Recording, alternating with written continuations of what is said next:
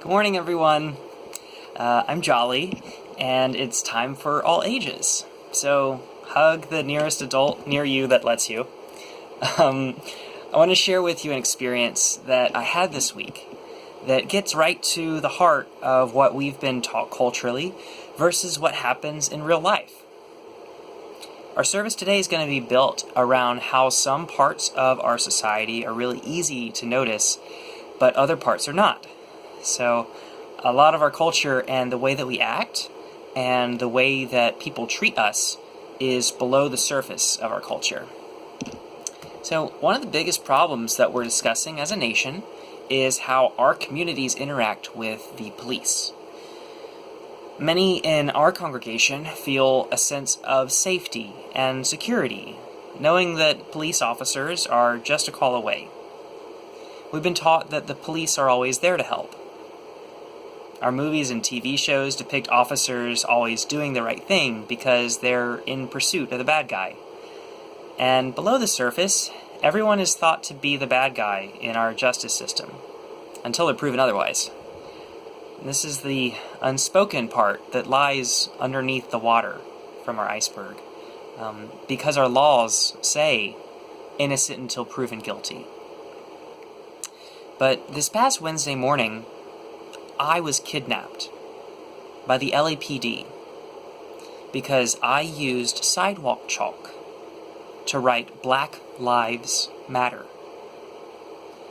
I was shocked and surprised by my experiences, and I believe that sharing these experiences with you will help our community to work towards justice. From excessive force to lack of medical care, interactions with the police can be scary, dangerous, and life-threatening. 4 big men ran up to me, surrounded me on all sides, and a man without a body camera on put my hands behind my back in cuffs. They carried me inside by my wrist to pop my shoulders out of their sockets. Inside of the station, they forcibly removed my mask, and they wouldn't let me use soap or hand sanitizer even. For at least 4 hours, my friends and family didn't know where I was or even how to contact me. It was as if I had disappeared completely. I was told many times by these officers that I was about to be released, or that I was required by law to obey certain rules, which I found out later were lies. They told lies to people looking for me, too, as a way to stop them from asking more questions about my disappearance. I'd also been taught that police were here to keep me safe. But I know from past experiences and talking to other people that that's not always true for everyone. I thought I was going to be safe, but I wasn't. I thought that me being white and male would help keep me safe from the harm that was directed at me from me being arrested. But I was no longer seen as a person. I had not even been convicted of a crime. Even if I had, that was no way to treat a human being. But these were not treatments that were special to me. The police are designed to make people disappear, and they never have to tell you the truth. They can take your things, and they can use lies to keep them. A lot of adults know that this is true, but we don't think it will ever happen to the people that we love or to us. It only happens to criminals. And because we believe that it only happens to other people, we can ignore that it happens to anyone. Now, my experience within the Van Nuys jail was dehumanizing. It was culturally okay for police and correction officers to keep information from me about my own case, or to treat me as if I wasn't a person just like them. It's culturally understood that some people are people like us, and some are not. So, does that sound to you like dwelling in peace? I don't think so. But this type of state-sanctioned violence culturally extends outside of the jails, in situations like the Sun Valley gas generating plant, where the people of Sun Valley are being poisoned by an ongoing methane leak.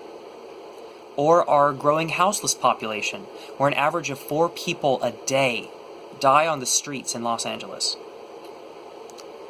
When something doesn't affect us every day, we become complicit in it happening. Complicit is like helping to do a bad thing, even when we don't mean to or don't know about it. It's when we learn it's okay to ignore it, but it's not okay at all. And I'd like to end with some ways that you, and even the adults in your life, can make justice-forward decisions. It's a way for all of us to see below the surface of the iceberg and to live our lives like it's real. You can support activists and organizations like the Valley Justice Coalition. This will help us to build more mutual aid projects like our Thanksgathering and provide education to our community. You can follow and share our social media content on whatever platform you use at Valley Justice LA, or use the website valleyjustice.us. We share info from local neighborhood organizations like the NoHo Home Alliance, the West Valley People's Alliance, and Pacoima Beautiful. If you're medically able, join us in person.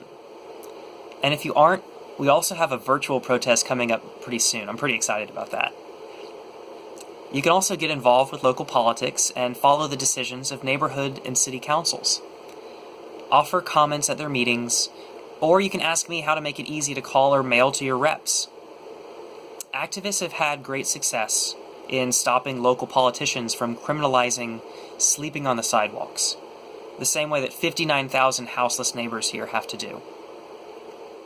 And finally, check in with each other. I'm really lucky to still be here in one piece, and I owe that to people that love me and care about me. Our whole community depends on each of us looking out for others, especially those who may need more assistance. Believe folks when they tell you that they're having a harder go at it than you.